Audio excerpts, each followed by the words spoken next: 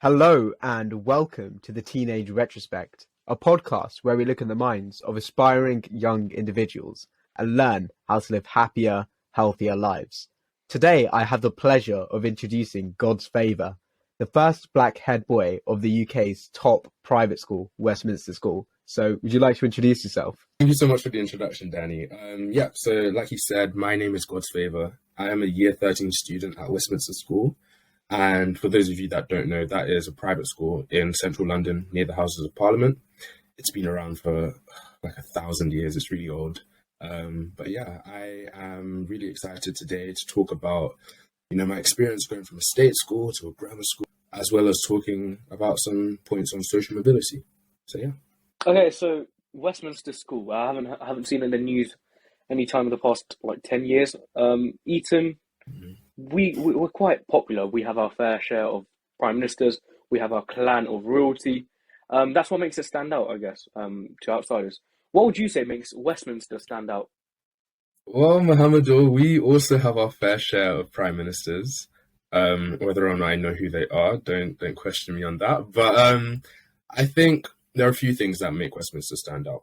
The first of which is the fact that it's a private school in central London. Usually when you get these private schools, they're in some hamlet somewhere, hidden away in some field, which is great because you get acres of land. But Westminster is in the beating heart of London. And I think that makes it really special because we have immediate access to galleries and opera houses and Parliament, of course. And we definitely use that in our day-to-day life at school. Another thing that makes Westminster stand out is even amongst private schools, it is renowned as the most academic. So historically, we have a record of sending a lot of people to Oxbridge and other really great, top universities around the world. And I think that comes from a place of really being authentically intellectual. Like, seriously speaking, you can't make this up. Just walking around the corridors and, I guess I can call it the playground, we call it yard. You hear conversations about, the Spanish Inquisition or, people talking about the ethics of the gig economy and just loads of really quite relevant and important topics. And yes, we talk about other stuff, we gossip, we talk about parties and who's dating who, but genuinely there's such an academic air around all Westminster pupils. And it's so incredible to see because you can learn from everyone. It's not just the teachers, it's not just in the classroom. It's ingrained into the cloth of the school. Sorry to interrupt, but I remember looking at some statistics. It's roughly 1 in 2 students, I think, in your class who get into Oxbridge. 80 people or something. That's mad. Yeah. That is absolutely mad. Coming from my perspective, I go to a non-selective state school. We get about 1 or 2 pupils a year into Oxbridge, which is it's pretty good, right? But 80, half the class. So if you're sitting next to someone, if you're sitting next to people, it'd be 1 student sitting next to you is probably going to Oxbridge. Yeah, and it's great that you mentioned that actually, because when I first came into the school and I heard this statistic, it was almost as if, look to your left, look to your right. Only one of you is going to make it or something like that. It is quite, it's something to live up to and it can be quite scary, but it's also a motivation, I guess. Half of us do end up going to Oxbridge or, Ivy League universities. And that's something quite special about Westminster. So yeah, but it's very different from my old school, actually. Much like yours, maybe 1 or 2 people a year from my Bexley Grammar School. So I definitely get where you're coming from, Danny. Yeah, no, I think you made a very interesting point there about this academic air. I also went to a grammar school, Queen Elizabeth, and now go Eton. And Danny, you're about to do your GCSEs. I've done a bunch of exams. All of my friends have done exams to get into Eton. And Favour, you have the Westminster experience. What do you think sets apart the exams that we do in private schools, public schools, and these GCSEs and A levels that set apart this academic air?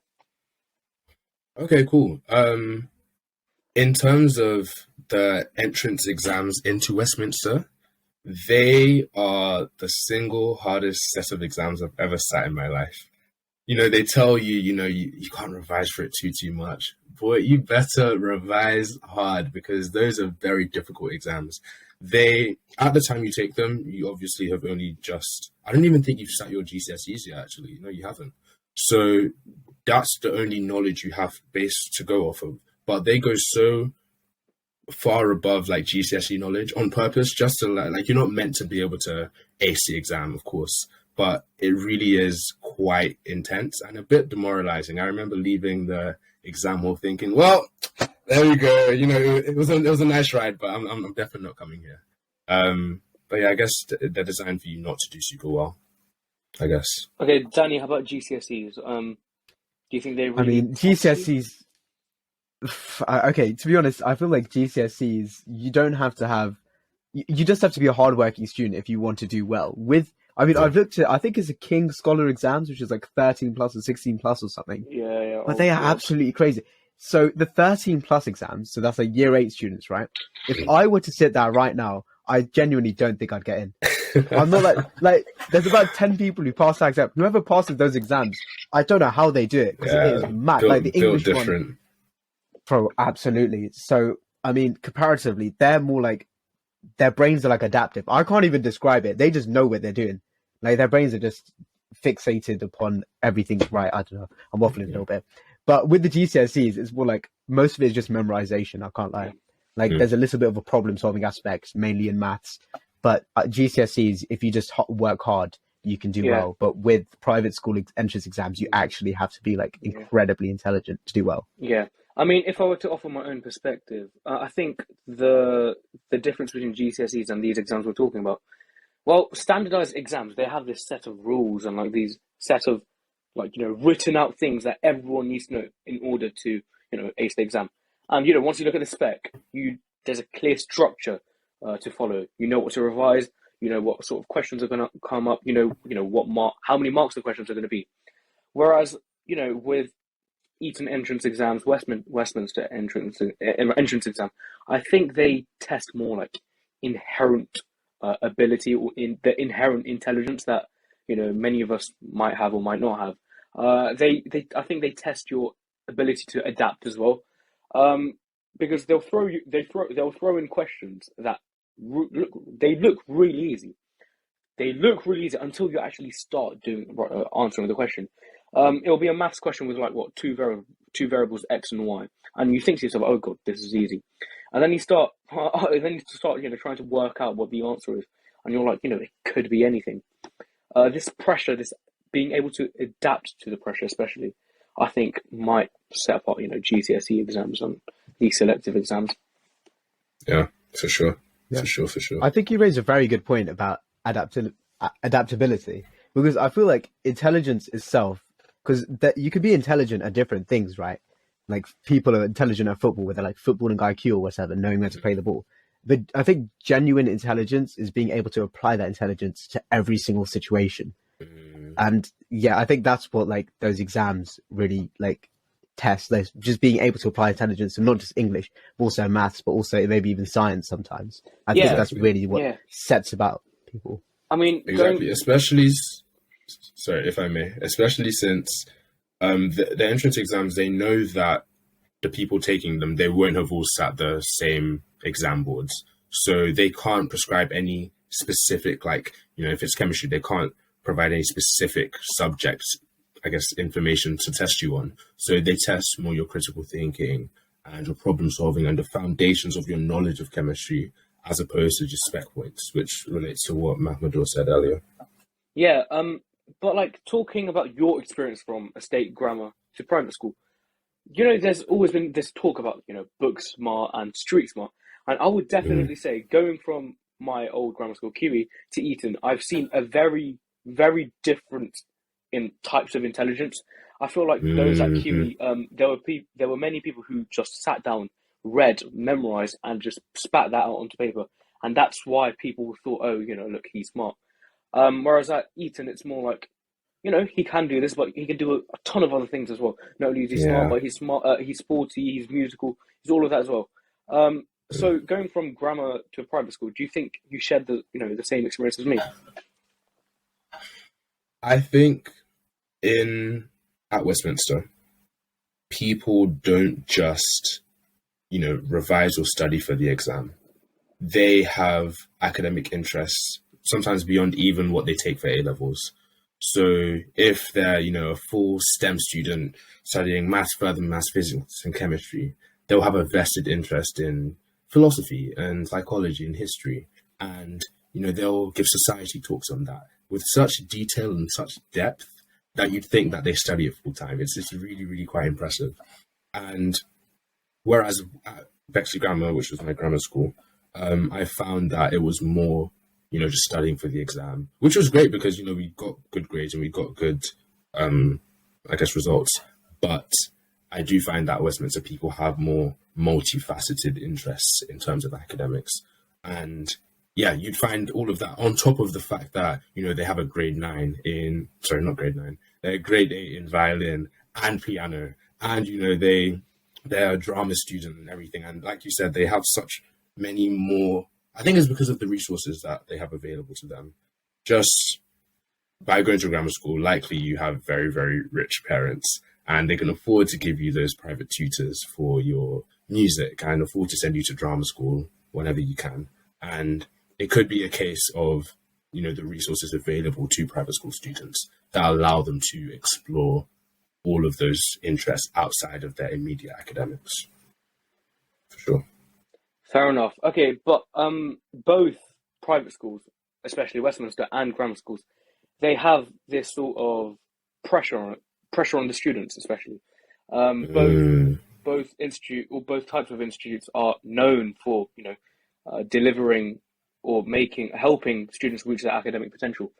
But regardless, there has to be some sort of pressure difference between Bexley and Westminster. What would you say that's like? For sure. I think anywhere you go, students are, motivated or pressured by their inherent fear of failure. It's something like, I have a test tomorrow, I really don't want to fail. Let me just hammer this home. So that doesn't really change from grammar school to private school.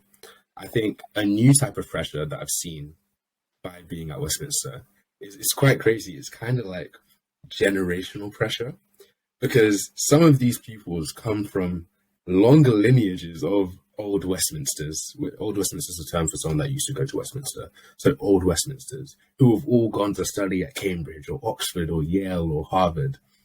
So it's almost not just your future at stake, but the honor of your family crest and your lineage. Like it's really quite weird. It really is this generational pressure. And there have been some cases I've heard from friends where, if they don't get into these top academics institutions after Westminster, it's like almost a shame because, their parents have put in like hundreds of thousands of pounds into their education. And it almost feels like, what's the point? Like, oh, you only got into Imperial or you only got into UCL. It's not Oxbridge. Okay. Like, what's the point? And that's quite sad. It really is really sad, but it's a reality. Okay, so now me and you, we both have decent grades. And so, Danny has, comparable grades as well. And Danny has better GCSE grades than I do. He hasn't sat them yet, but he has better GCSE predicted grades. For me. Yeah. I mean, we're in different environments. So, Danny, where does the pressure for you to do, well in school come from? Well, that's a very good question. I mean, I feel like because I go to a non-selective, there's not as much pressure to do well. Obviously, we're not really in that much of a competitive environment. I guess the only real competitiveness comes in setting students. So we have the most able students in certain subjects who are basically put together. Like we have our own like mini grammar schools, you could say. It's a weird way to describe it for each subject. So that's sort of like a smaller group of students, but they're basically competing against each other and pushing each other to do as good as they possibly can. But to have that for an entire year group, it's just something which I couldn't even like fathom because that seems crazy. But I also feel like people often talk about being like the bottom of set one. That's like the worst place to possibly be. So imagine being in a school where every single person is competitive and being at the bottom end of that. I feel like that's really scary. Yeah. So what are your thoughts on that? I mean, for sure. For me, that's even starting from my state school, which was Foxwood Primary School, going into a grammar school, I felt like I was all of a sudden a really small fish in a big pond. Because everyone that gets into this grammar school, they were all, the big fish, and they went up to chill the year sixes for maths when they were in year five, and they were just genuinely really, really smart. You put all of these people in the same place, and all of a sudden it is very easy to feel like the bottom in the whole school. But then I guess you have to contextualize it and think, although I'm the bottom of this grammar school, as if you look at it on a national scale, I'm probably still quite up there. And it's hard to always have that perspective, especially when you're in the grammar school itself. But yeah, it's a very similar experience at Westminster as well, even more so, because the range of like intelligence is, I can't even fathom it. It's crazy. But that's the thing. Although it comes with all that pressure, I think it's a great thing, because I don't necessarily see these people as competition. It's almost like inspiration. Yeah. I see. Damn. Yes. No. Whoa. Super. Nah, that's a nice quote. That's a nice quote. Yeah, I think it gets toxic when you see them as competition, but it can be so much more productive to see them as inspiration instead of being like, oh, they always get the top grades. Da, da, da, da, da. Go up to them, ask them, be like, hey, this is so impressive. How do you do this? What revision websites do you use? Who do you learn from? And it's good because it makes them feel good. Like, they feel a sense of pride. Yeah. And you actually progress and get closer to where you want to be. It's a great mutually beneficial thing to do. And I think a lot of the toxicness of these highly competitive institutions can be solved if we just have that, I guess, paradigm shift of just seeing people as inspiration as opposed to competition. Okay. I think we've talked about pressure a lot, and I think one thing we've mentioned is just like nonstop is exams. Exams is what sets pressure on us. I would heavily argue against that. For me, pressure comes from my internal interests, me being on my internal like pursuit of knowledge, I'd say. And when I came to Eton, I saw this in many like different people. People weren't doing work for the sake of exams. People were doing work, doing wider reading, because they felt the need to know more about their field of study. Favour, do you have any experience with this? Yeah, we recently had an award ceremony at school. It's like the tie giving ceremony. You have these different ties to commemorate different amazing achievements, and you have these one or two students who every single accolade or achievement, they're back up on that stage. They might as well stay there. Every chemistry Olympiad, biology Olympiad, physics Olympiad, art, drama, Model United Nations debating, they're up there. Now, none of these technically contribute to their academics or their grades, but there is just this innate desire, maybe it's an accolade chasing thing, but in doing, even if it is by process of chasing those accolades, they just expand their knowledge so much, and they're very impressive people to see. So yeah, I get a similar thing at Westminster. Me personally, I'm not that involved in Olympiads. I do have other interests, but I'm not like the competitive academic type guy. But yeah, you definitely see a lot of that at Westminster. And Danny, do you find people with internal pressure, at state schools? Well, that is a tough question, because I feel like at like private schools and top grammar schools, you basically, as I mentioned earlier, you just accumulate all like the smartest people. But at state schools, it's just you have people from all walks of life. You have people from everywhere. You have people who are struggling a lot more than others, but sometimes you do also have students who are quite well off. So you do get students who have quite a lot of pressure placed upon themselves by maybe even their parents. But it's usually just such a small amount of people that's like negligible. Like you have maybe a few students at the top of the like school, or top of the year group rather, and they like really push. But like you mentioned, people competing in multiple Olympiads and stuff like that. That is completely like out of our thing.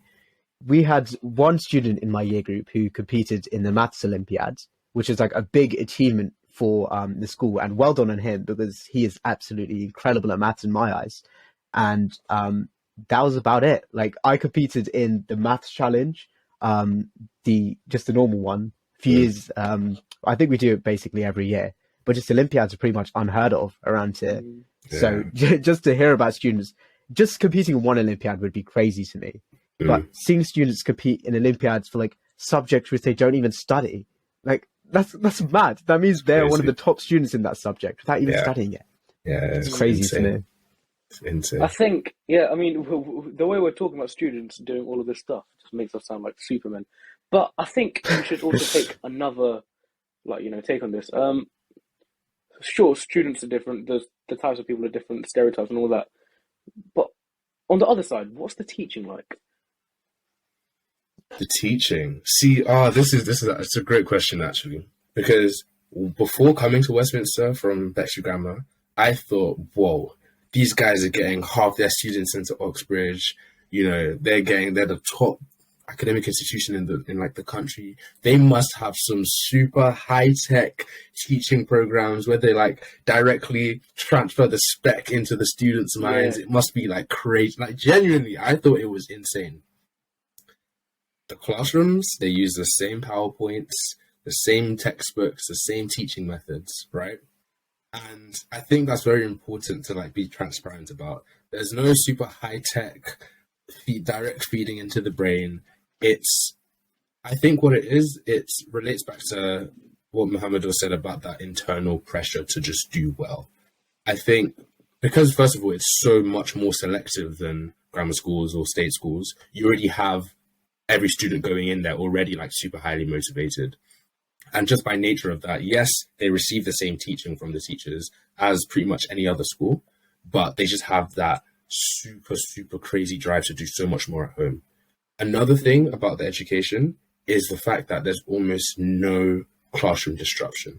Now, I don't know if this is just a switch from a secondary school, secondary school age people, to sixth form. So I'm not sure if it's just a secondary school to sixth form thing or a grammar/state school to private school thing, but almost no super mad interruptions in class. People are focused, they're ready to learn, and behavior is usually not an issue at all. Yeah, so that's another differentiator. Yeah, I mean, at QE, let's say the teacher left the room, everyone instantly will just switch on and start shouting, throwing tables, chairs, doing whatever they like.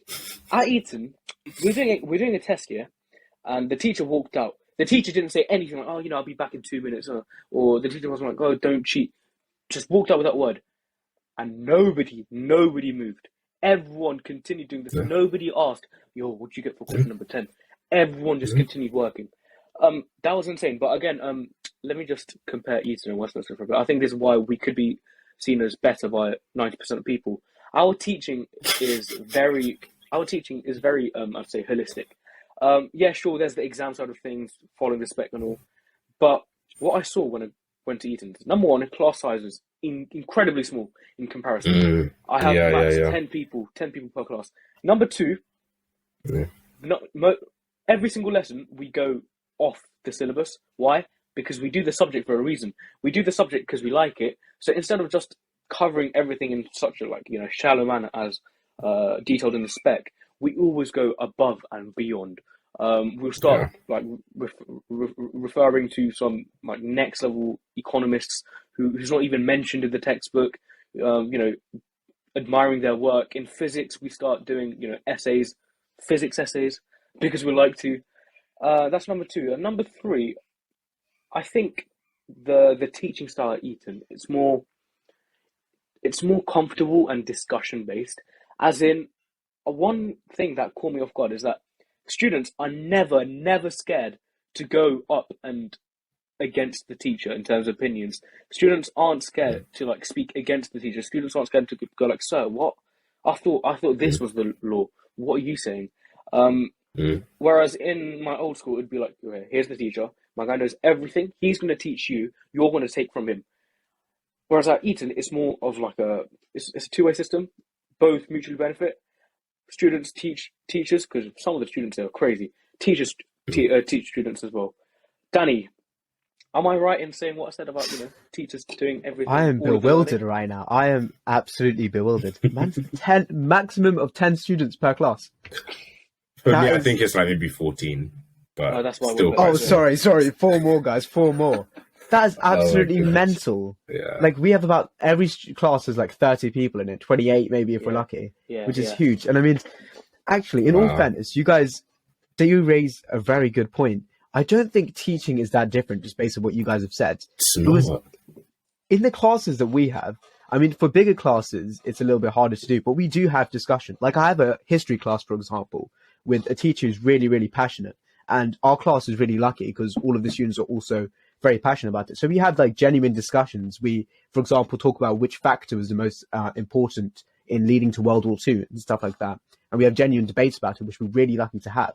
But it's solely because it's a small class with a very motivated students. But then you see, I feel in like other classes from different schools where the students are maybe less able, or just generally in lower sets, you don't have the same level of motivation with the students. They just don't really care enough to have these sorts of discussions. So I feel like it's pretty much just that class. Private schools are just like a set one class, just like multiplied, if that makes sense. That's what it seems like from my perspective. I have a point Yeah. about that student motivation thing because I've thought Yeah. about this quite a bit actually.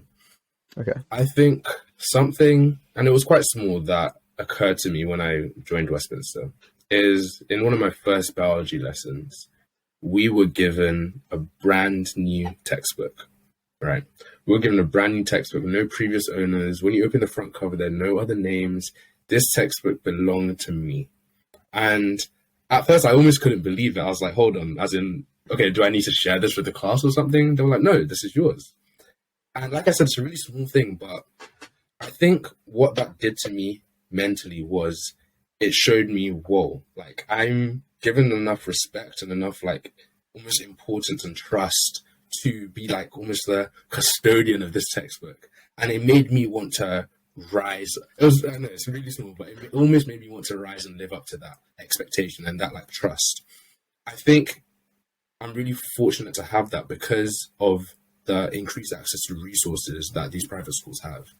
But in grammar school and state schools, they simply don't have as much funding. So you may well get a textbook that has 5 previous owners, and it's all like, yeah, and I guess it could be even more owners in a state school perhaps.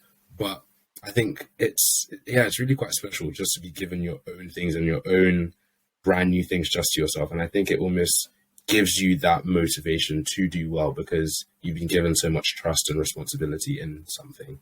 I don't know if that resonates or makes sense, but I think that is a very good point. I think that's also a very good point in terms of finance, because obviously private schools, your private school costs like 44 grand a year. I'll get onto that a little bit later, but the school has such a huge amount of money that they could just spend like on whatever they need. So do you feel like, I mean, you mentioned that the teaching isn't any different, but just you have so much more like access to resources. Like it's pretty much just free spending at this point. Do you think that has an impact on your school experience? And also just a side point as well. Actually, no, we'll talk about that later. Answer the first question first. Okay, huge access to finances on my school experience. Yes. Like I said, in terms of textbooks and things like that. Also in terms of the co-curriculum, so the extracurricular stuff, sports. We offer so many sports. We can, for every single sport, it's not like a general PE teacher who takes control of everything, which it was like at Foxfield Primary and Bexley Grammar. They have literally specialist sports coaches in those like respective fields to train the students. And even if it's just like a recreational netball or basketball, they'll have like actual coaches. So that's one thing. Another thing is music and drama.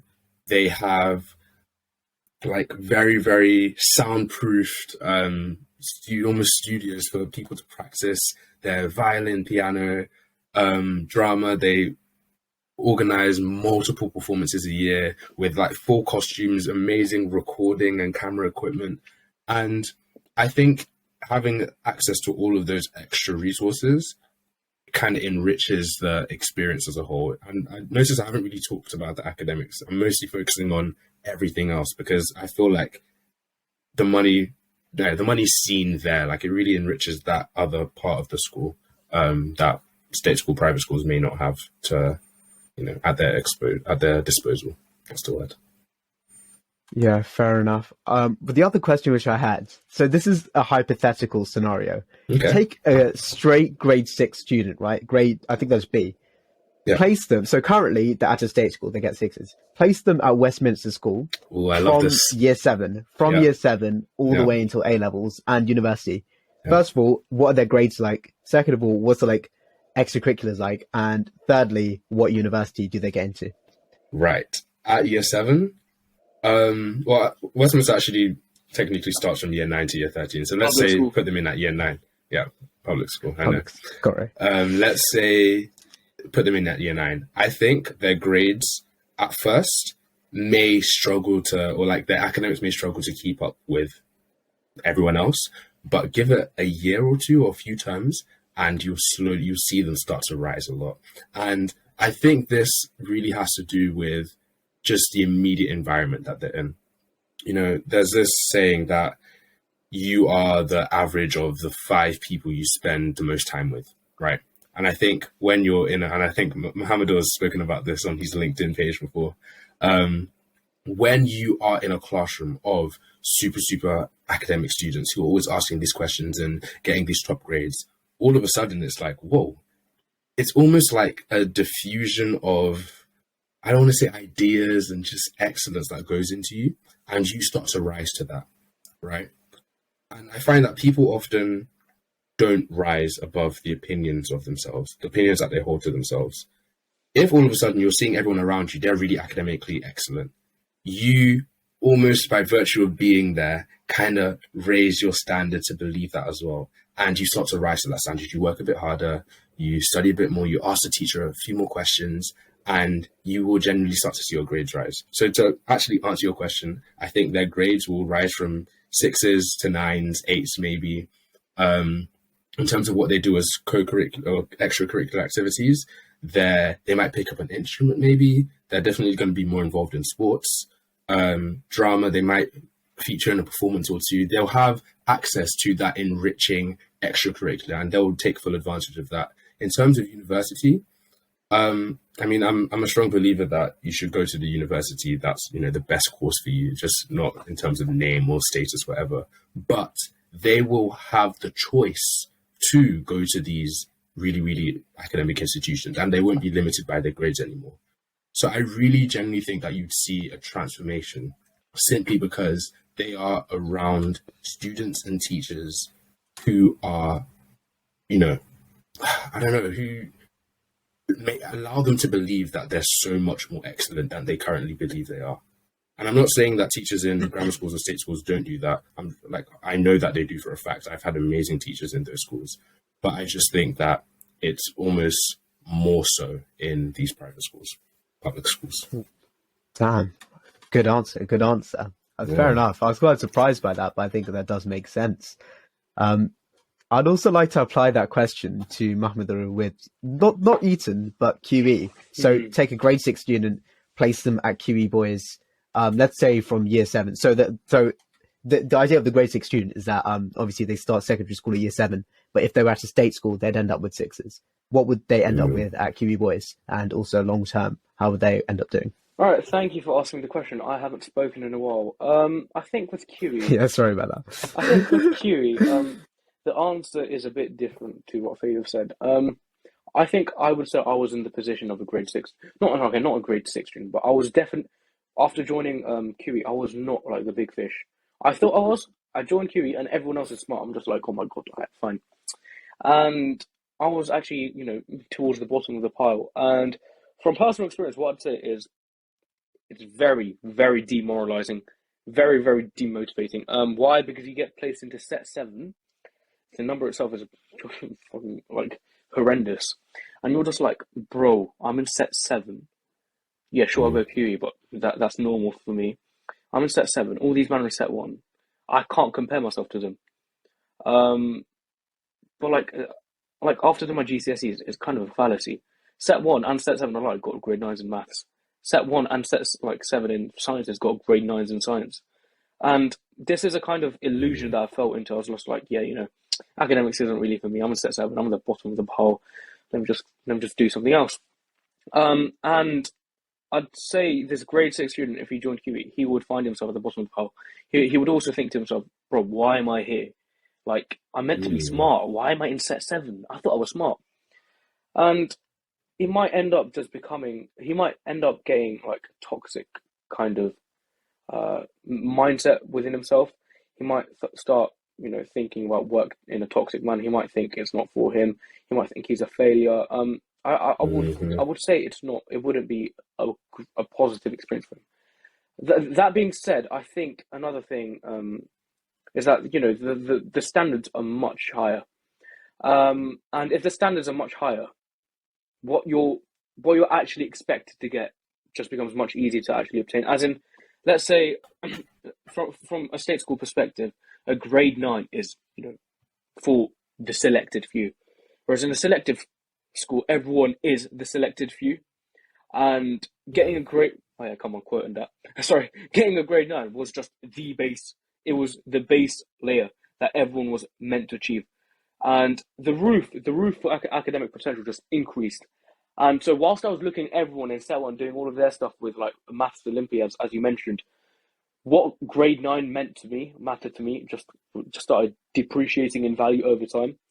And so whilst people are like, oh my God, you're the type of person to be like, oh my God, no, I only got a grade 8. I'm just like, yeah, I am.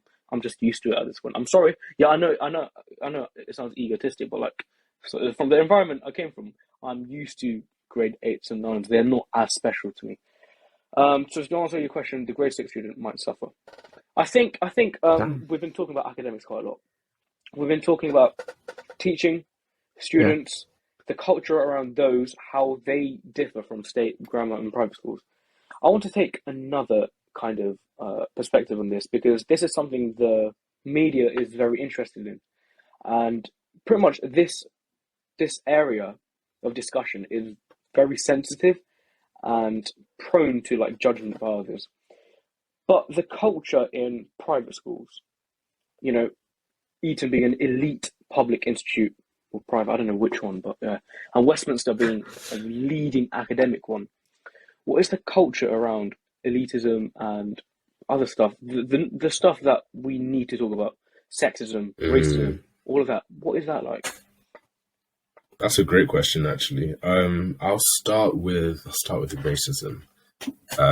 So stepping into Westminster, I even just going into the induction day, I was the only Black boy that was an external student coming into school, and coming from a Bexley Grammar where it was almost a nice, third split between Black, white, and Asian and other ethnic minorities. I was like, whoa, this is not going to be fun.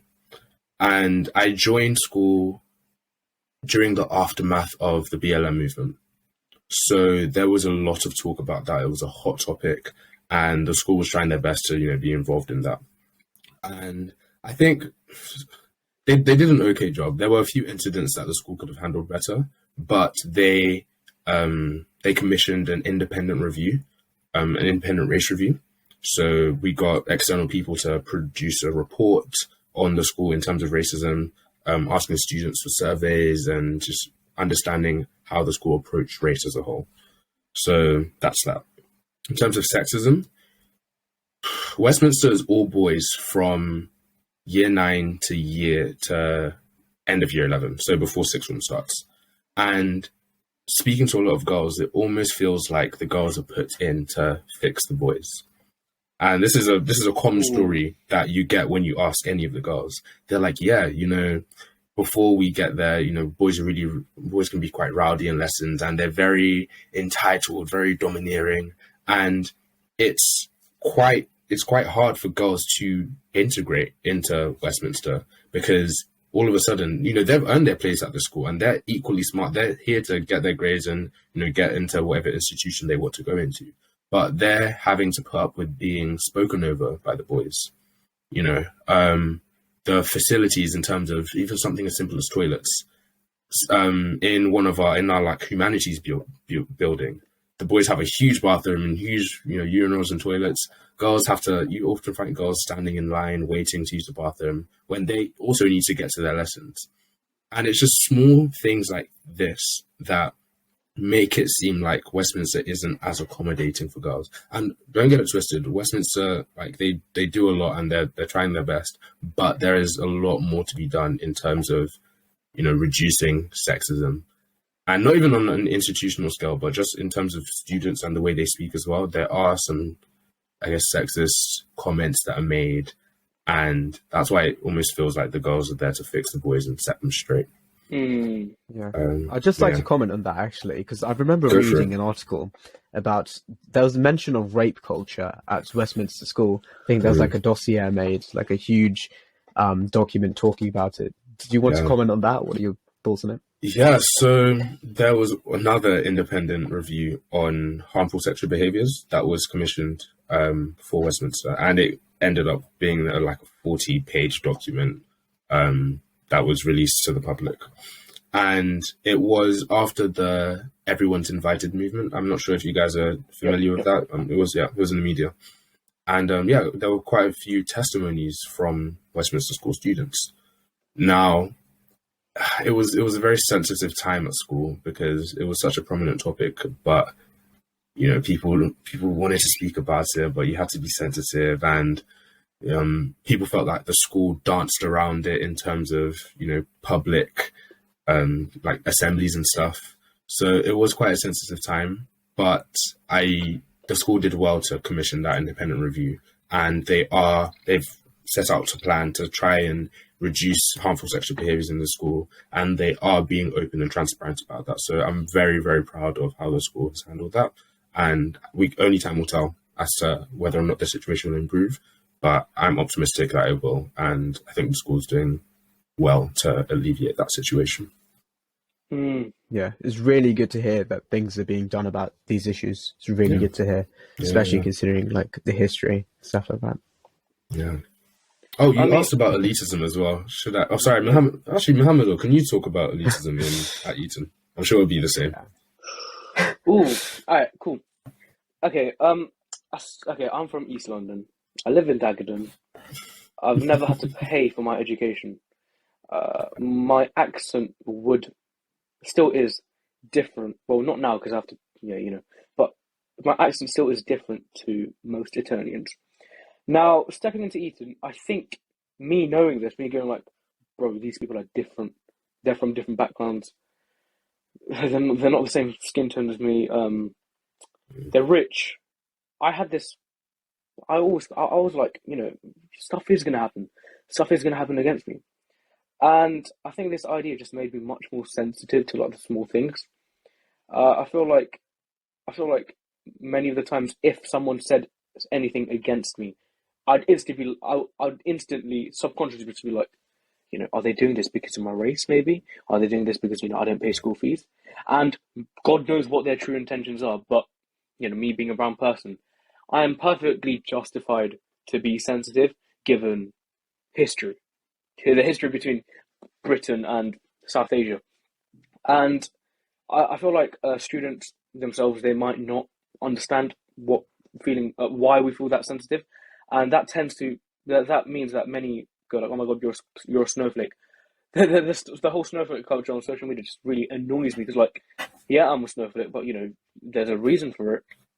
There's a reason why I'm getting offended.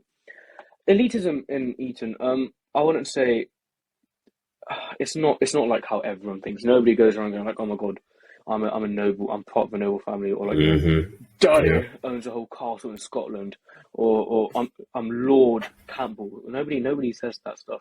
Why? Because you're not there to flex your status. You're there to learn more about yourself, to learn more about what you want to know. You're there to pursue your academic interests. Your name, your title is literally like the least of your worries. And yeah, logically that makes sense. But still sometimes I can feel like, does this person think they're better than me just because they have an honourable in front of their name? Or does this person really think, is this person like acting in such a way because they live in some farm in like Yorkshire and I'm from the urban developed? Do you know what the funny thing is, yeah? Where I live, it's a geography case study. And I'm just like, nah. That is hilarious, That's jokes. man. Yeah, That's exactly. That's jokes, funny. So I'm just like, I'm That's a geography funny. case study to them. They learn about me in year 9. They used my experience Mad. to get a grade 9. Damn. That's funny. Okay. No, I agree. Wait, sorry. Go on. Let me just put in another question. So you said you were the first. You were the only black boy on that day, and you also said that this was after the BLM movement. So obviously, this was a period of very sensitive. Some would say woke, some would say snowflake period of time. Social media played a massive role in this as well. But that just makes you question even more. How did you, even in this like turbulent time, end up becoming head boy within the space of a year? Can I just say something quickly? Yeah. Go for it. Why generally, just going back to the roots of it, okay, you were already at a decent school, right? You were at a grammar school. Grammar schools are known for being pretty good. Mm-hmm. Why did you choose to make the step to Westminster School where it cost, 44 grand a year? Like, why would you make that decision, especially considering all the preconceived notions? Well, my journey to Westminster School, and I'll talk about my journey and becoming head boy as well, started about a year before I even applied. So, and it's almost like a social mobility story. So I quite like the story. There, I was part of a STEM program called Generating Genius. I'm not sure if you guys have heard of it. Maybe not. Yeah, I've seen on a few LinkedIn profiles. Yeah, so part of Generating Genius, and they advertised to me something called Platform Plus. Now, Platform Plus was one of the outreach programs run by Westminster, and essentially it took people from less advantaged backgrounds to come to Westminster once every 3 Saturdays and learn physics, biology, chemistry, and computer science. So it was such an amazing time for me because I felt such joy waking up on a Saturday. It's really weird to think, but I felt such joy waking up on that Saturday, getting on the tube, in my clothes, going into Westminster, seeing Big Ben and the Houses of Parliament. And I felt such awe about being in central London and going to study there. And when I stepped into the buildings in the classroom, because we have Saturday school at Westminster, at first I was like, why are these weirdos here on Saturday? Like, it's never that deep. What are you doing? But slowly, the, I guess, mist and aura that surrounded Westminster started to go for me.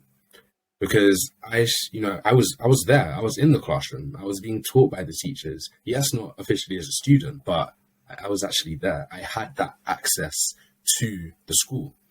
And slowly I started seeing myself like, you know what, I can imagine myself here. I can imagine myself in these classrooms with these teachers in this uniform, coming to school even on a Saturday. And it switched things for me.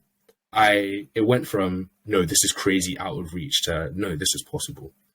And that's why I really love the fact that I had that access. And I think access is so important, not just in my case, but in any other case of something that you perceive as unobtainable. To make it seem obtainable, that initial access is so important. So yeah, I was encouraged to apply for a full bursary at Westminster because, to talk a bit about my background, I don't actually pay school fees at Westminster. Yeah, took your time to get that out. Man, so you're getting a free full ride to a 44k a year private school, the best school in the country. Yeah. Mad. It's crazy. So a bit about my background. I was born in Nigeria, moved here when I was 3. I live in a single parent home with 2 other siblings, so there are 4 of us. And yeah, we don't have a crazy income, and because of all of that, all of the circumstances, I was able to apply for a full bursary at Westminster. I sat the entrance exams, had the interview, and I was admitted a place. And like Mahmudur said, I am one of the few Black people at Westminster. I think I tried to look at the statistics. There are 400 students in lower 6th and upper 6th, and 6 of them are Black, or I guess fully Black, you could say. And another 6 are mixed race. So in total, generally there are 12 Black people out of 400, which is, I think, maybe 3%. 0.03%. Yeah. Something like that. Nice math. No one do the math. No one do the math. Don't just listen. 12 out of 400, 6 out of 200, 1 out of 300, 0.03. Yeah. There we go. There we go. Beautiful. So yeah, it's a very low percentage essentially, and I thought that would be a huge issue, but most of the time I don't really feel it. It's, occasionally when people make some arrogant comments, or when people use the N-word thinking that I don't hear, or me just hearing about the fact that people used to say the N-word, like, back in year 11 or something like that. It's then you feel it, and then you feel like, you almost feel like you have to stand up for your race. You feel like you're the ambassador for all Black people, because if you don't stand up, like, who else is going to? The other 5 people that aren't in the room right now? Like, no, you kind of have to put that on your back.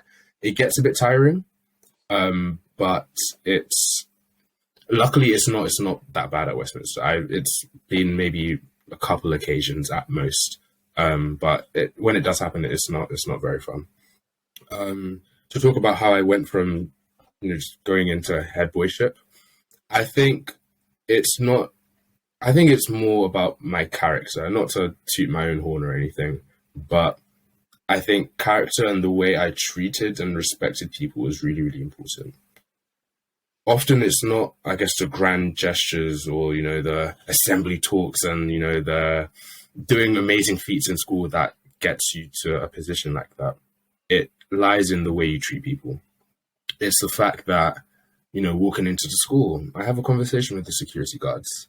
I talk to the receptionist, and, I have a genuine interest in their lives. There's a thing, it's like, treat the cleaner the same way you treat the CEO. And I almost feel like I adopted that. I think I've always been quite a charismatic person, and genuinely, I love meeting new people because I know that I can learn something from all of them. And when you take that vested interest into the people around you, the students, the teachers, the support staff, they feel important, and they build this positive image of you in their head. And as long as you're consistent with that, everyone you speak to will have, I guess, the same story about you. And this is where something called invisible PR comes in. And Stephen Bartlett from the Diary of a CEO spoke about this recently. So I knew what the feeling was, but this is actually a term for it. And it's essentially what I just said. So even when you're not in the room, because of the way you've treated people, the way you've made people feel important, the way you have a genuine interest in people, they will all have a consistent story about you. Like, yeah, Favour, he's great. He does this, he does that, and I can vouch for him. And that is the invisible PR working for you. Like I said, it's not the assembly talks or the society talks or the amazing feats. It's just the way you treat people and the way you have a vested interest in people that I believe took me to become the head boy within the space of 8 months of joining the school. I think that's wow, incredible. That's a mad story. I actually have a quick question about that. Do you think that because of your background, do you think you were more open to like being more like being able to talk to like all different types of people? Like you mentioned the thing about treating the cleaner the same way as the CEO. Do you think people from different backgrounds, like the typical Westminster student per se, would treat people the same way? I'd like to think it's not a background or skin color thing. I think it's just your inner character. Because currently the next heads of school, the next head boy, next head girl are being chosen. And one of the candidates in the year below really stuck out to me because although I'm pretty sure he's an actual like fee-paying member of the school, he's a white male. I saw him, speaking to the security guards and, being very, very respectful, very, very kind to people. And like I said, I really don't think it's a case of background or whatever. I think it's just your inner character. And the fact that I saw that in, I guess, a traditional Westminster gave me hope in that regard. So it's definitely just really good to hear. It's really good to hear. Yeah. Right. So, I mean, you mentioned social mobility. Yes. Okay, this is a bit of a sticky topic to talk about, but schools are technically registered as charities, right? Westminster School, Eton, they're both registered as charities. Do you think that the only reason they are this willing to give out No. scholarships and bursaries is to maintain their charity status? I No. want to hear Mahmudur's thoughts on this. Yeah, go ahead. Because the Orwell scholarship, actually, you introduce the Orwell scholarship to us, please. Alright. The Orwell Award is given to 12 UK students who are from disadvantaged backgrounds. So, disadvantaged school or area, or, have some kind of adversity in their life. Yet they still have this kind of genius or intelligence or spark behind them that continues driving them forward. The Orwell Award is given because the school recognizes this spark and they're like, oh, this guy can be great in the future. This guy is going to do really well in the future. Why don't we just help him out?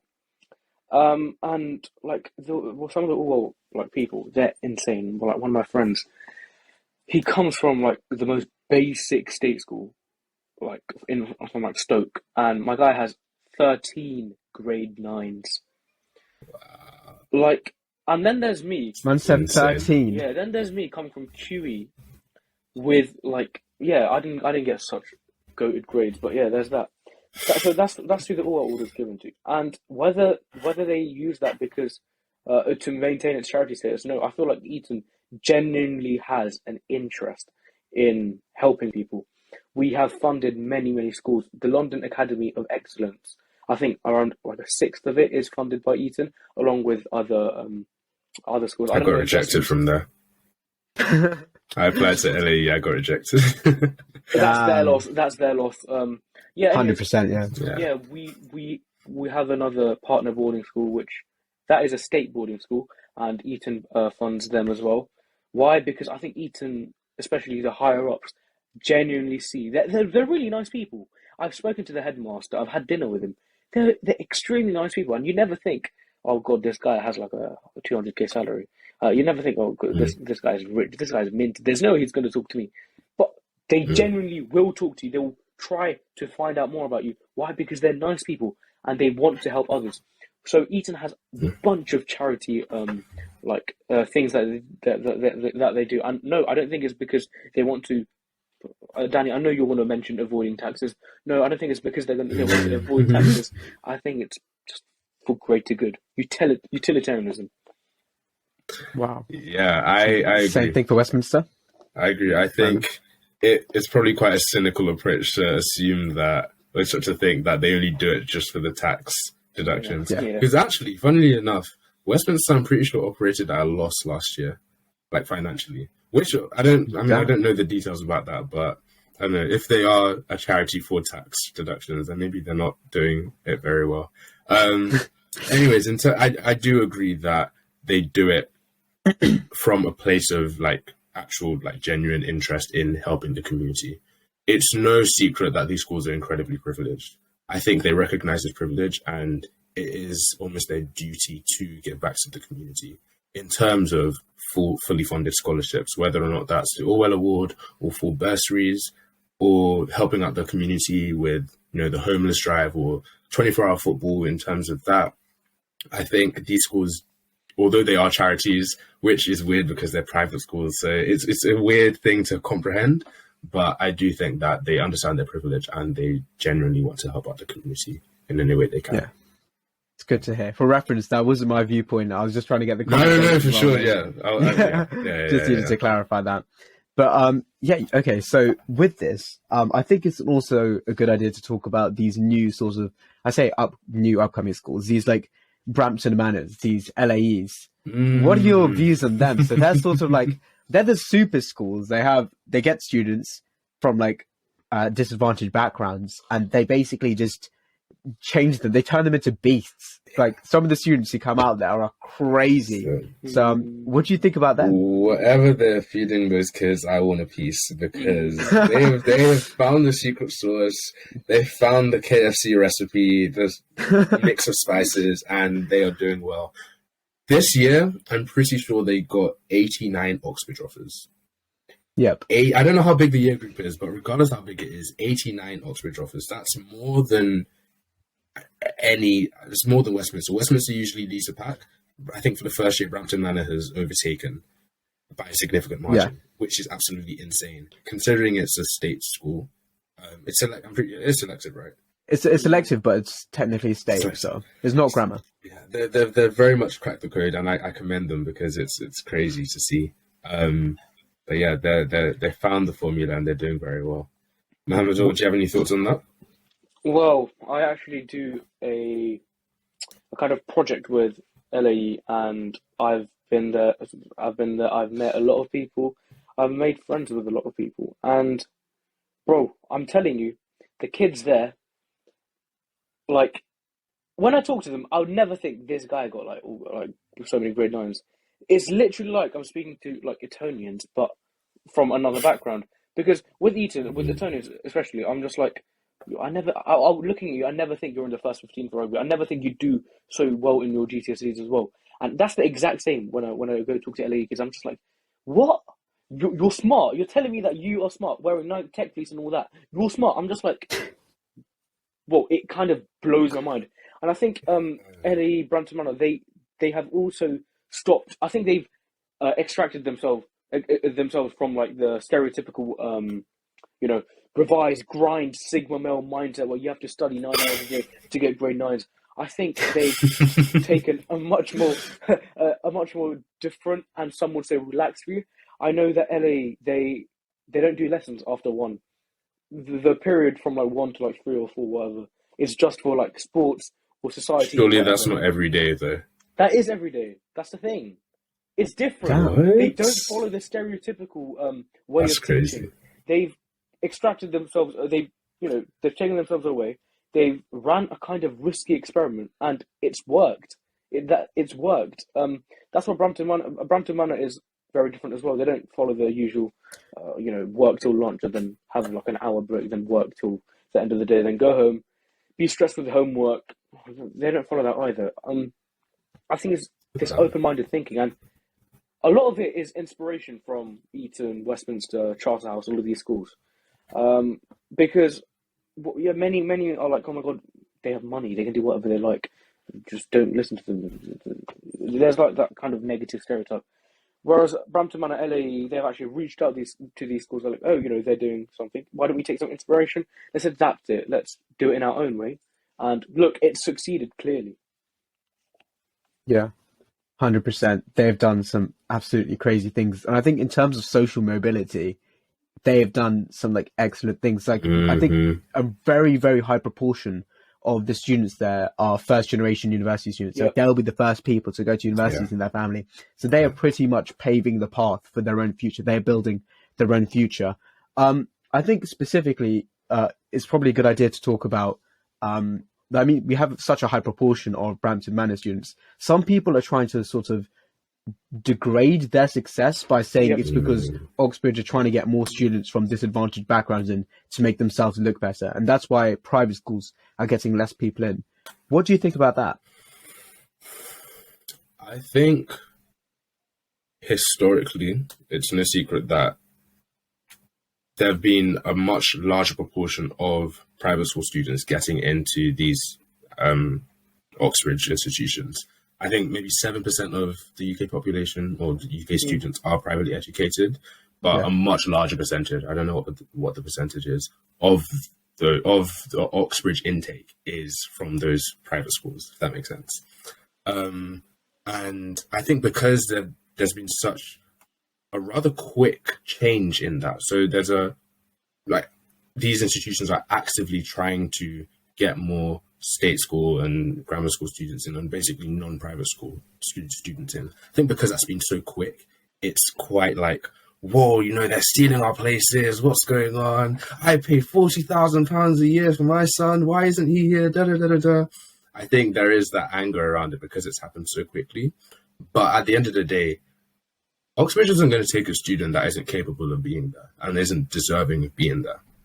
Just because they're actively trying to make it, increase equity and make it more fair when historically it wasn't, I don't think that's a bad thing. I think that's a good thing. I think it's just because it's happened so quickly to a lot of people, it's quite jarring. But I think it's a good thing because at the bottom line, if they get an offer and a place at Oxbridge, they have earned that place and they deserve to be there, regardless of what school they go to, how much their daddy paid for their school, right? They deserve to be there. And I think that needs to be said. It's the bottom line. Yeah. Mahmudur, what do you think about it? Well, I feel like I completely agree with Favour as to why there could be controversy around it. But it's also the fact that at the end of the day, Oxford will only take people who are capable of surviving in Oxford.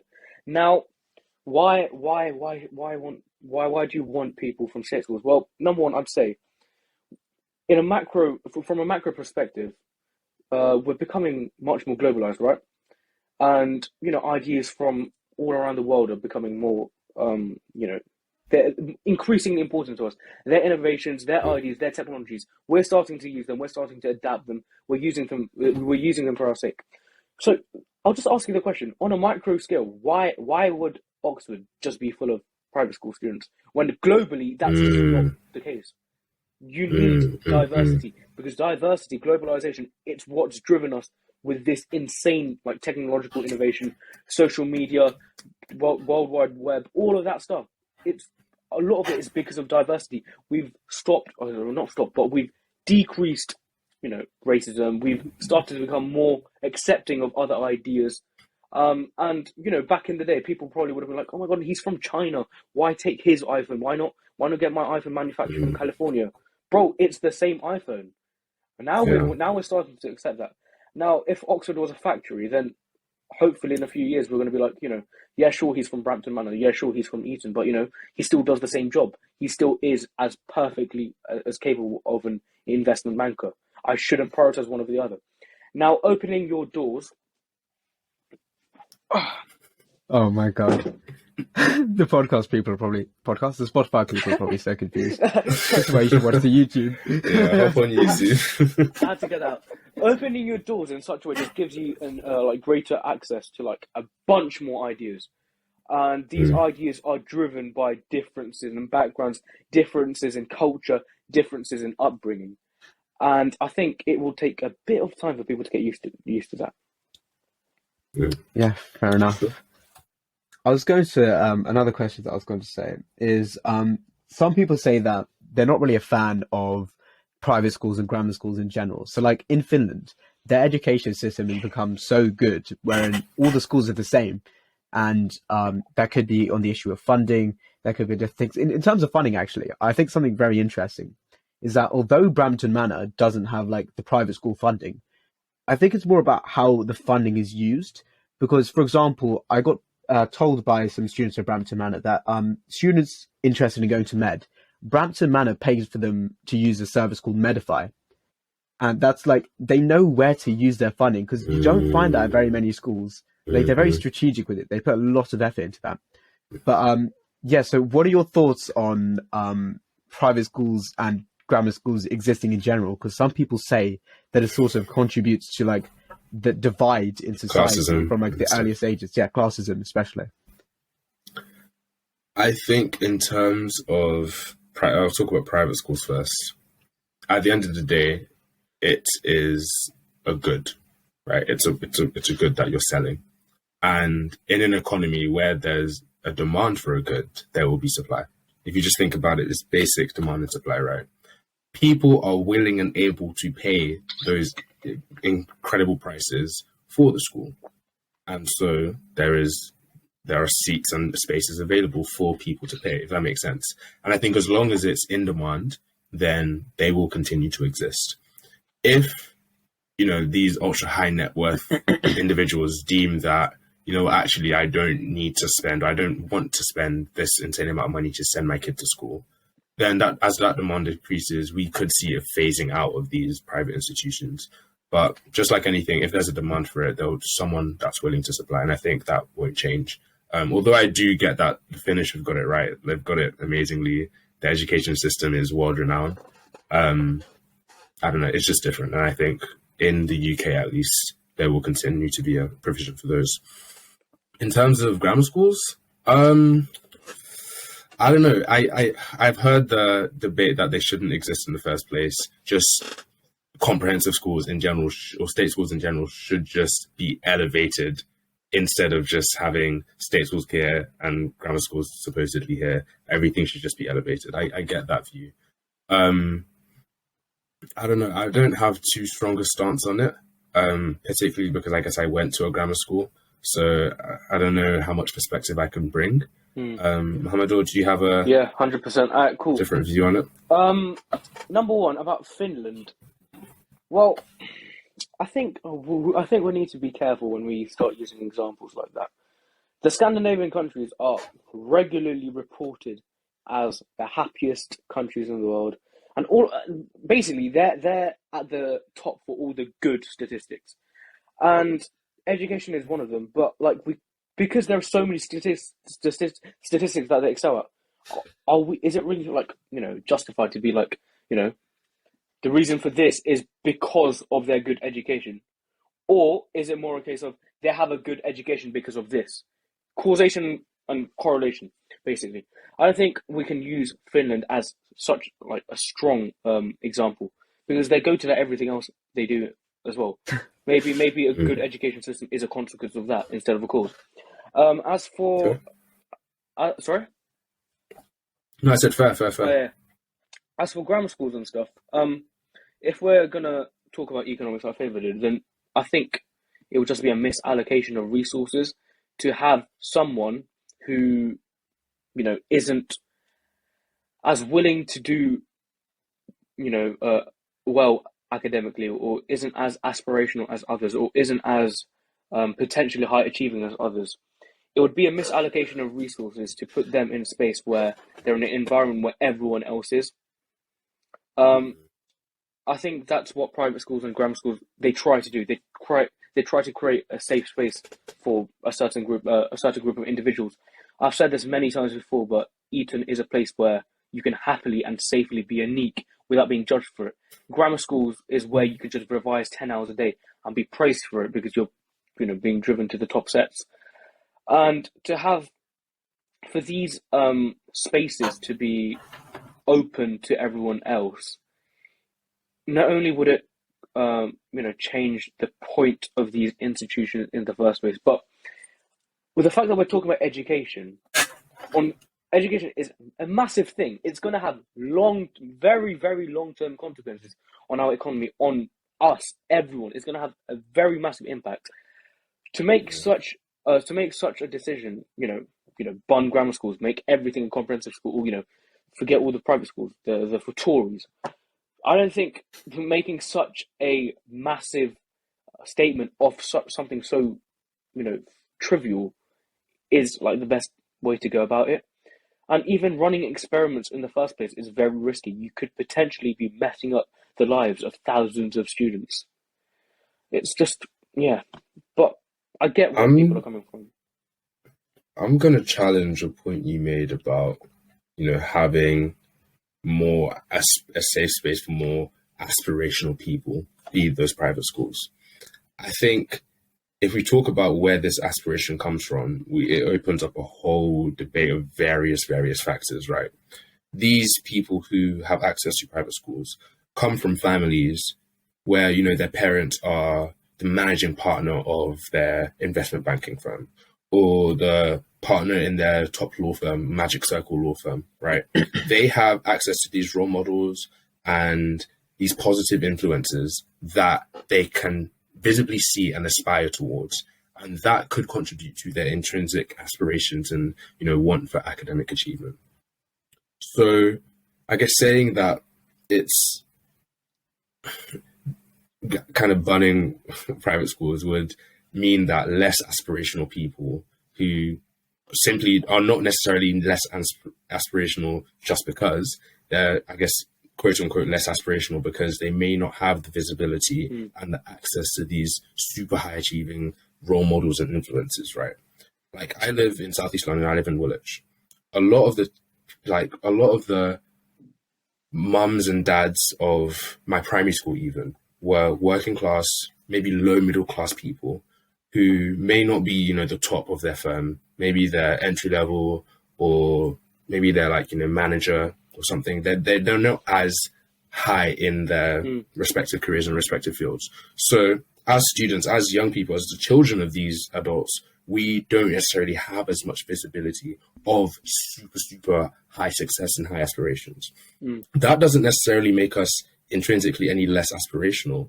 It boils down to just the positive influences and role models that we have in life. Okay. And it's like a money thing. And I don't know. So just saying that, opening up would allow less aspirational people to get in. I think we need to think about it in context and not just in absolute. I agree with what you said there, but then you also need to, I would say you also need to consider that even without opening up the doors to everyone else. Don't touch your door again, don't do that. There already, I would say, is a massive misallocation of resources. Yes, Eton is an insane institute, but I've also met a few people who are there only because they have money and they somehow scrape their way through the process. And I think the idea of inspiration and a role model, I think that's what these scholarships and bursaries are trying to target. So sure, I don't think we should go to the extreme of forget all private schools, forget all that. Make them more accessible, but don't make them don't make them so accessible. And my old school QE, they also targeted this with another policy / regulation, where in order to avoid another misallocation of resources, we had to do a bunch of tests over a period of like 2-3 years, and some of these tests, they were called essential skills tests, and these tests, your grade would determine the grade that you get, the percentage you'd get would all be averaged up at the end of like year 11, and that would determine whether you were allowed to stay on for sixth form or not. Now QE excels in sixth form over its GCSE, and many people were scared. They were scared for their life.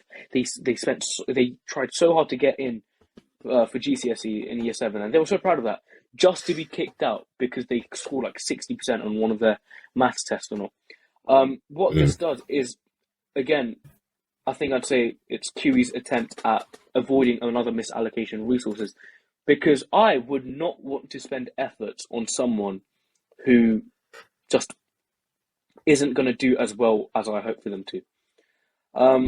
Yeah, sure, it might be a bit extreme sometimes, but if this is extreme, if people are arguing over scholarships and bursaries and QE's essential skills system, then imagine the amount of divide and controversy we'll have over like banning private schools completely, over all of that stuff. Just, I think it's much safer to develop on what we're already doing than introduce a whole new system, because this system of bursary scholarship is already working. I know so many people who have been on scholarships before that are just doing it crazy well now. This is a good system. I think we should continue following and developing and building and adapting, reiterating as we go through, instead of introducing a completely new whole thing, which could potentially mess up the lives of millions of people. Sure. Do you think that, okay, based on what we've talked about previously then, generally, do you think that private schools are unfair? Both of you? No. But in what way? Like, what do you mean? Like, in life, for because life. We talked about, but no, just generally, I mean, in terms of grades as well, like, because if, like, as we said, if you stick a grade 6 student into a private school, they will do better. But the majority of people who have access to private schools are those who are wealthy. So isn't it unfair that money just lets you, I know you said about supply and demand, but is it unfair fundamentally that money... Meritocracy, that is something we've talked about a lot in Eton. And Eton, yeah, sure, other outsiders are like, oh my God, it's a Tory school for rich, posh people. But I'm not going to lie, on my second day of school, the first assembly we had, it was on anti-Eton, why we should abolish private schools. That was my first assembly. Eton is very open, and that open. So you're a traitor, basically. Well, you don't understand how I felt, because in that assembly, everyone's the point of meritocracy. You're paying for a better education, and I'm here. I'm just like, I don't pay anything, but I'm still here. Am I betraying? Am I betraying Dagenham and all that stuff? But yeah, anyways. Sorry, I thought meritocracy was where you have to work harder to get a better education, Oh, not sorry, pay. I might be wrong in my philosophical/political views. I don't know these terminologies, but which one? I'm sorry, Oh. no worries. Which one is it where I was you just a have bit more confused. money, which you have more money, therefore you can do more? That's just pay to win. Pay to win. Oh, yeah. Pay to win. Forget using professional words. We're teenagers. Let's use pay to win. Are private schools pay to win? Okay. It's like buying a DLC. It's not pay to win, but buying a DLC. What does it do? It shows you status. It shows your true. It shows your intentions to an extent. It shows how much you like the game, I guess. So if you were to pay 50k a year, that is just further proof of, I'm going to pay for this because I want this for my son. I want this for my son. Whether the son actually ends up wanting it or not for himself, that's a different issue. But private schools, they're not exactly pay to win. You yourself have to be of a certain caliber to make use of the pay to win feature. I was tutoring a few students earlier in To unlock the pay to win feature. I was tutoring a few students earlier in the day, and their mother, she was like, bro, she wasn't like, bro, she was like, do I buy books? Do I buy, courses? What do I do? And I, as, a self-proclaimed genius, I was just like, is there any point buying books or courses if they're not going to use them? Like, if you're not going to use the books and courses to your advantage, if you don't know how to use them, is there any point in buying them? Likewise, private schools, yes, they give you an advantage. You have access to a multitude of different resources. But to what extent you actually use them or not is dependent on you still. Nah, I don't agree with that. Because I feel like although you make that point, the reason why, there's pretty much everyone who goes to private schools do well. Like, especially when we're talking about the top private schools. But I feel like there's also a sense of pressure. So like your parents are paying 50 grand, 40 grand for you to go to a private school. So there are no exceptions because they basically are telling you that if you don't do well, it's like guilt tripping basically. They're guilt tripping you into doing well, and you don't really have a choice. It happens. Yeah. So like if they're guilt tripping you, yeah, go ahead. In terms of whether or not it's fair to have private schools, my initial response was like no, because supply demand. But I think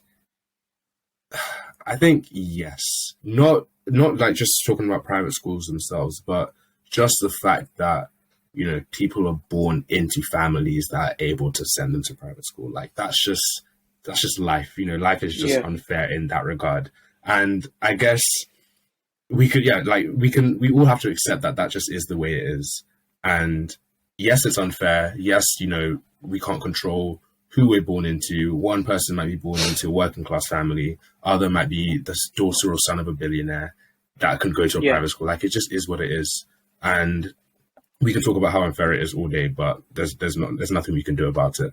Essentially, that's just my. I was talking to my friend about this. Fair. It's a concept in philosophy called hard determinism. I don't do philosophy for A level. Don't ask me why I know, but it's called hard determinism. And the idea is we all have our unfair disadvantages and advantages. If you are to say that private schools are unfair because you're born into a wealthy family, then you can make the point of being unfair for anything. You can say it's unfair that a certain person became a basketballer because they were born to tall parents. Okay, what are you going to do about it? That's just life. You yourself have gifted a better brain. Are you going to go complain about not being tall? No, use your gifted brain in your own way.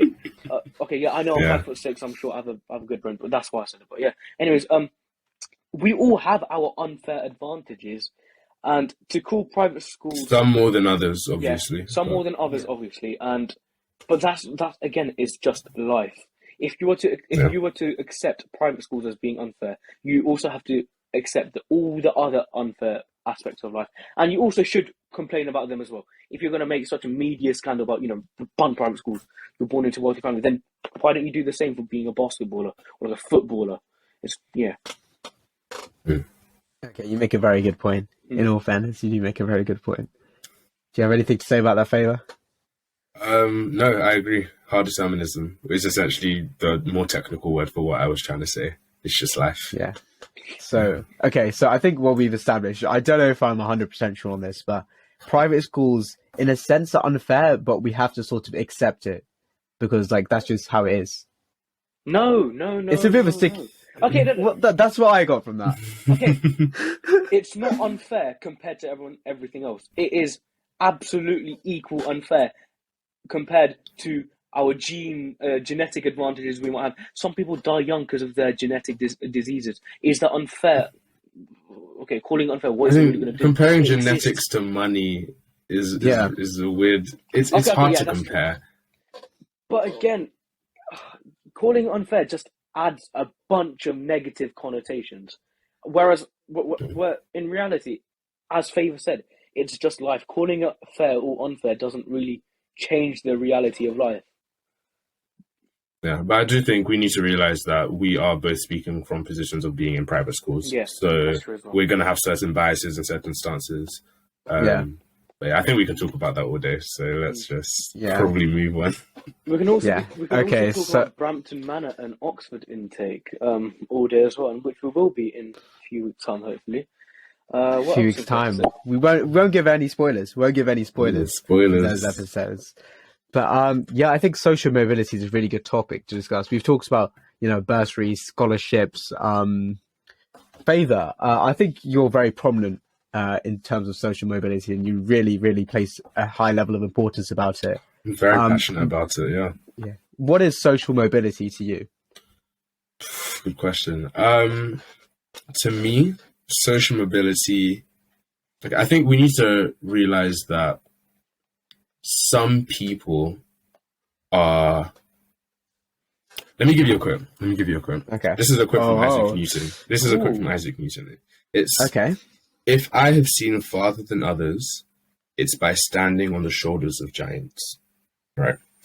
I think in life, some people are born and have access to stand on really, really high shoulders, and some people have to stand on the ground.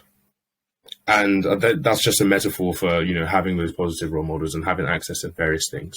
I think social mobility is almost the staircase from that ground level up until those high shoulders. I think that's what social mobility is to me. And I've tried to think of a really nice, succinct definition. And I think that's a whole extended metaphor, man. Bro, I'm not even an English student, but we're whipping around metaphors here. I think social mobility, I'm going to get this right, so I'm going to look at my notes real quick, but it is one's ability to traverse the socio-economic strata of our world, acquiring the metaphorical keys to doors that would historically be closed off to an individual. Wow. Right. I'll try to say that again. So it's one's closing the... Exactly.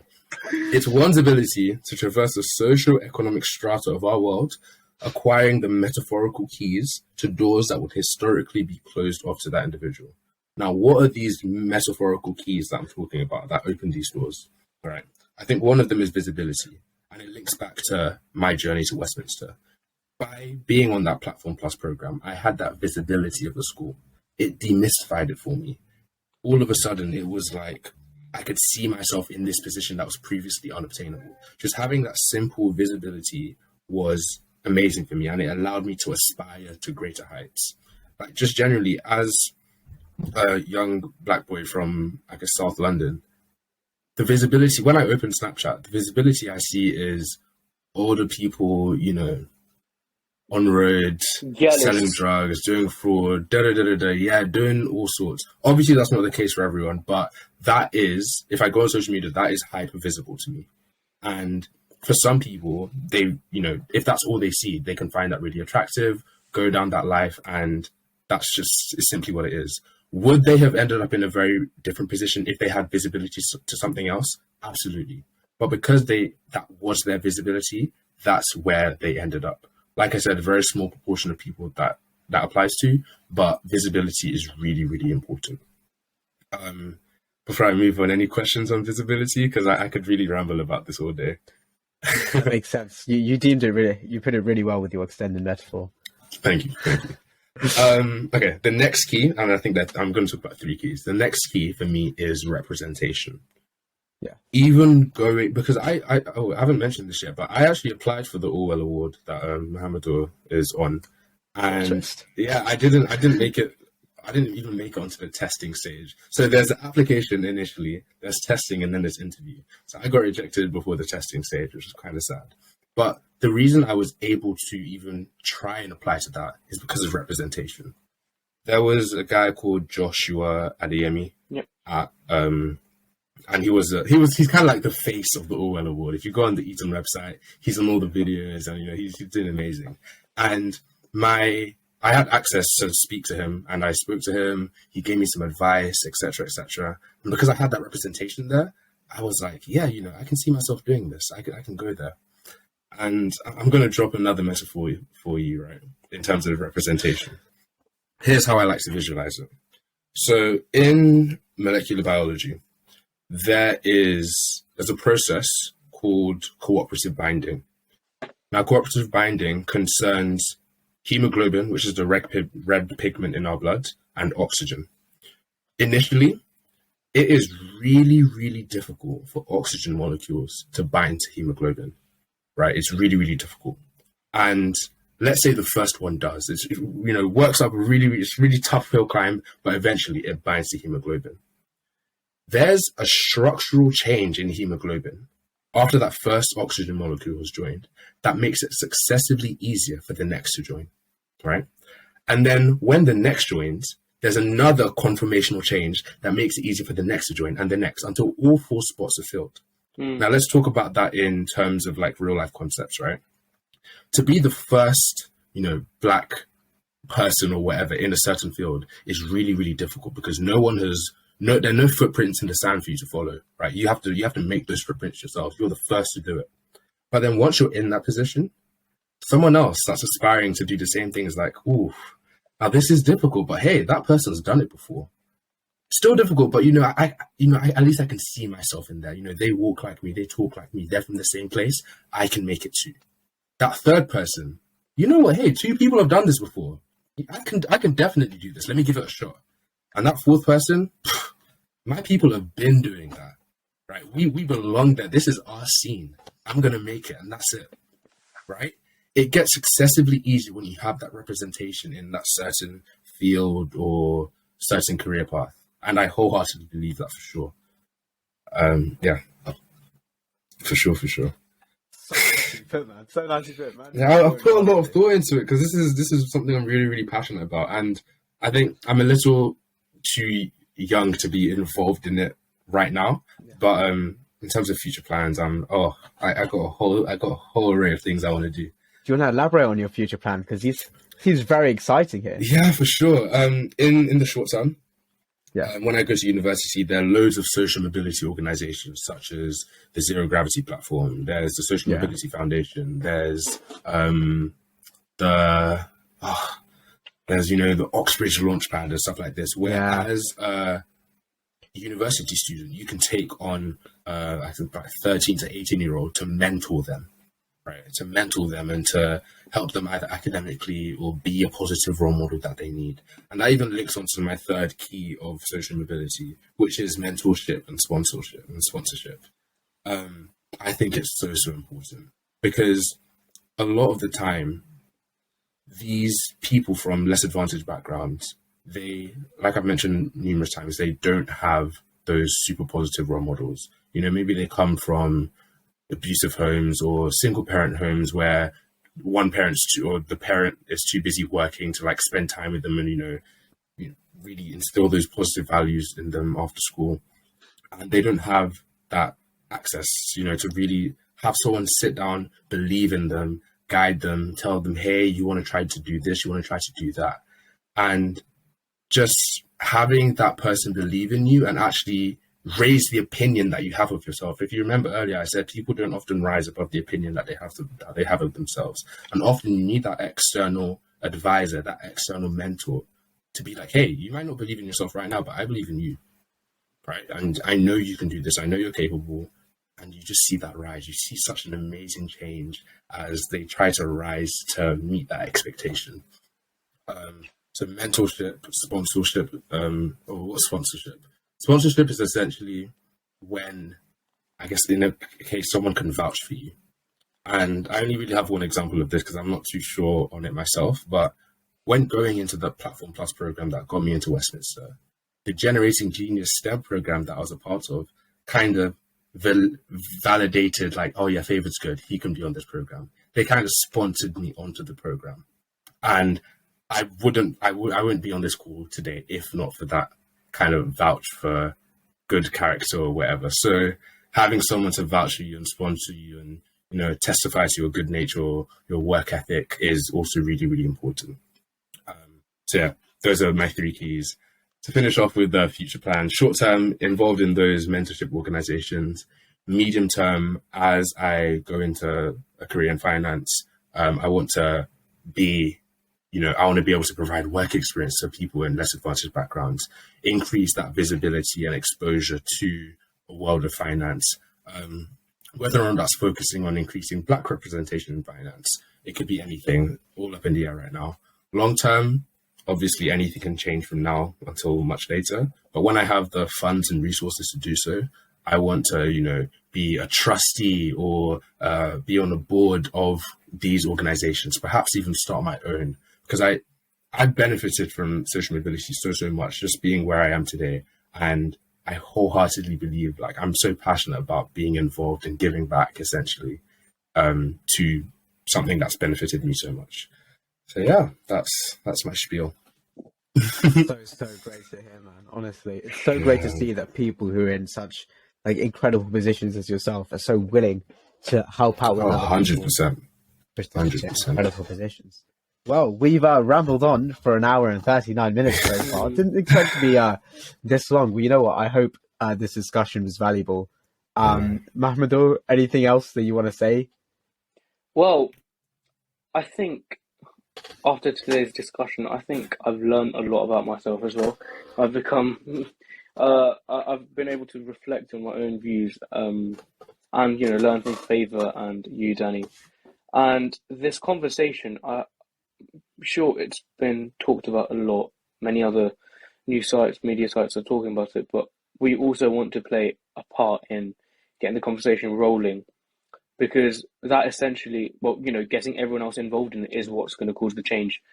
So if anyone else has any ideas about what we've said so far, just, you know, drop them in the comments, send us a message, anything. Because we really appreciate all of your ideas. We ourselves want to learn and grow. Yep, that's all I have to say. Anything from you, Danny? Actually, talking about social mobility, this isn't as linked to social mobility, but I'll probably do a quick plug. This summer, after my GCSEs, I'm hoping to launch the Potential project. So this is associated with GCSEPotential. And with that, basically, we're going to basically get state school pupils, only state school pupils, and we're going to allow them to apply to a sort of mentoring scheme where all of these pupils are assigned to one mentor, and we'll take students who show incredible potential, see why I did that. Yeah. And we're basically going to try our best to provide them with all the advice and information we have to try and propel them and allow them to go and push forward for the future.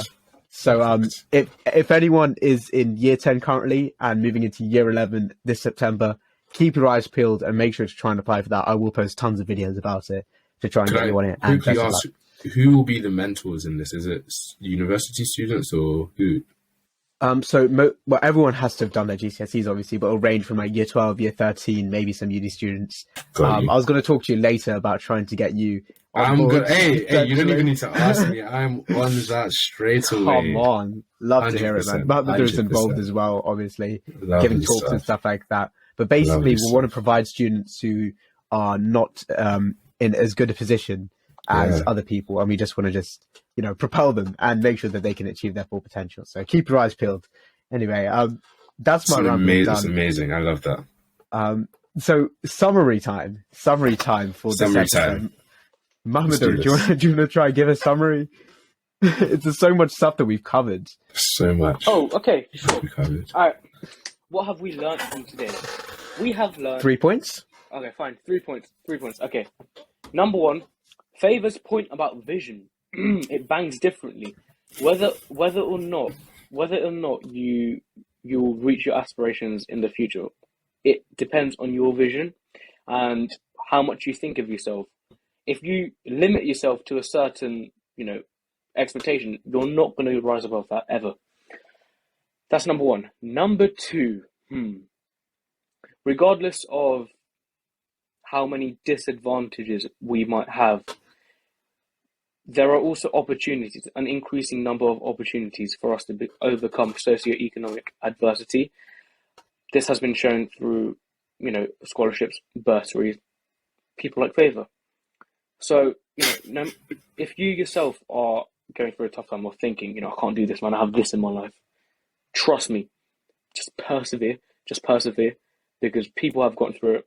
We have examples, like, I'm talking to an example right now. Number three, what would a third point be, Danny? Westminster School, the transition from straight to grammar to private. Going to a major private school, it isn't I know. as... Okay? Shush, Danny. You asked me. Yeah, shush. The invisible PR thing. Kindness. Invisible PR. Yeah, that's the one. Be kind to people. Have a genuine interest in people. Will take you a long way. No, I trust you. You might not. Absolutely. You might not know right now. You might doubt. Oh my god, yeah. So what if I said hi to the cleaner? But do it over 365 days, and the cleaner will be like, I know this guy. He's really nice, and that guy will be long-term goal. Yeah, it's sick. Yeah. Snapchat streaks for the cleaner. Yeah. Everything. Right. Finally, to end on 1 hour 45, 45, hopefully. Wow. Quote time to end the episode. And you know what? There's this one quote that I heard a few weeks ago. A few weeks ago, was it? Something about shoulders of giants. I don't know. Favour, have you heard about that one? It's ringing a bell. I think it's something like, if I have seen farther than others, it's by standing on the shoulders of giants. But I'm not sure. I don't know, man. Absolutely, man. Absolutely. I'm gonna ring that line over and over again every single episode. Alright, no, like, but yeah, goodness. that quotation is really good. I really like it. So that was our quotation, and I guess we're coming to the end of the episode. Then, thank you very much for tuning in to the Teenage Retrospect. I hope you have learned something today, and I hope this has been a great experience. This has been Danny. Oh yeah. This has been Favour. I'm Mahmudur. No, we didn't practice that. We didn't practice that. I didn't know about this. We can redo it quickly. Get Don to edit. Should we reload that? Let's reload it. Okay, 3. This has been Wait, Danny. who's going first? Wait, what order? Danny Mahmudur Favour. Okay, cool. Okay. This has been Danny. This has been Mahmudur. And this has been Favour. And thank you very much.